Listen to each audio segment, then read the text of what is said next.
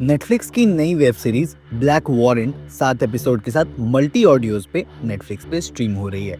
Show में हमें देखने को मिलेंगे जहान कपूर, जिन्होंने जेलर सुनील कुमार गुप्ता का किरदार निभाया है। आज के इस वीडियो में हम उसी किरदार के बारे में बात करेंगे, क्योंकि जैसा कि आप सब लोग जानते हैं, ये web series real life incident पे बेस्ड है और इसके कई सारे कैरेक्टर्स को रियल लाइफ कहानियों से लिया गया है। तो चलिए बिना किसी देरी के वीडियो की शुरुआत करते हैं और बात करते हैं real life Sunil Kumar Gupta, Charles सोबराय, रियल लाइफ रंगा बिल्ला और मकबूल भट्ट के हैंगिंग के इंसिडेंट के बारे में।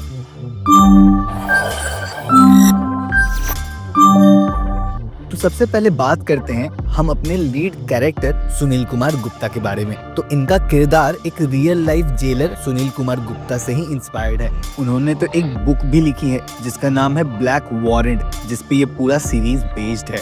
सीरीज में जितनी सारी चीजें हमने दिखाई गई है, लगभग वो सब रियल लाइफ स्टोरी पे बेस्ड है। और शो के सुनील गुप्ता, उनका कहानी भी एकदम रियल है।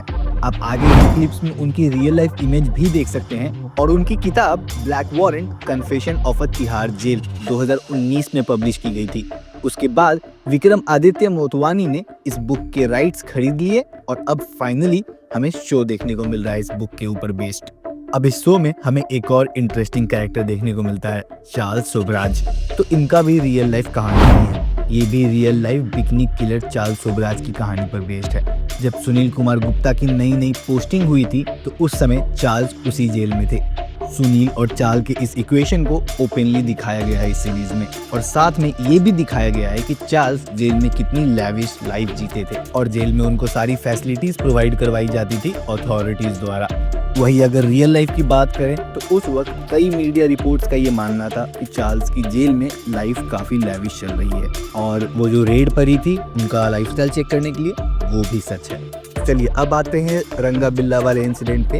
तो शो में दिखाया गया वो इंसिडेंट भी रियल स्टोरी पर बेस्ड है, और इस इंसिडेंट में जो सबसे शॉकिंग चीज है वो है रंगा की हैंगिंग।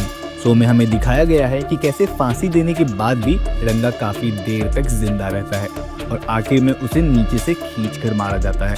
अगर आप इस सीन को देखकर शॉक हो गए थे तो आपको मैं बतला दूं कि रियल लाइफ में भी ऐसा ही हुआ था। उस समय के कई मीडिया रिपोर्ट्स के अनुसार रंगा फांसी देने के 2 घंटे के बाद भी जिंदा रहा था और बाद में उसे नीचे से खींचकर ही मारा गया था। बुक में भी ये स्टोरी मेंशन की गई है और यहाँ सीरीज में भी हमें वही सेम बात देखने मिली। वैसे एक और फांसी मकबूल भट्ट का भी हमें देखने को मिलता है, जो भी रियल लाइफ इंसिडेंट पे बेस्ड है। मकबूल भट्ट को the father of modern Kashmiri nationalism कहा जाता था लोकल्स द्वारा। मकबूल पे एंटी नेशनलिज्म और कई सारे इल्जाम थे लोगों को मारने के। उन्होंने कई बेगुनाह लोगों की जान ली थी। 11 फरवरी 1984 को तिहाड़ जेल में मकबूल भट्ट को फांसी दी गई और उनकी बॉडी को प्रॉपर रिचुअल्स के साथ वहीं जेल में दफना दिया गया।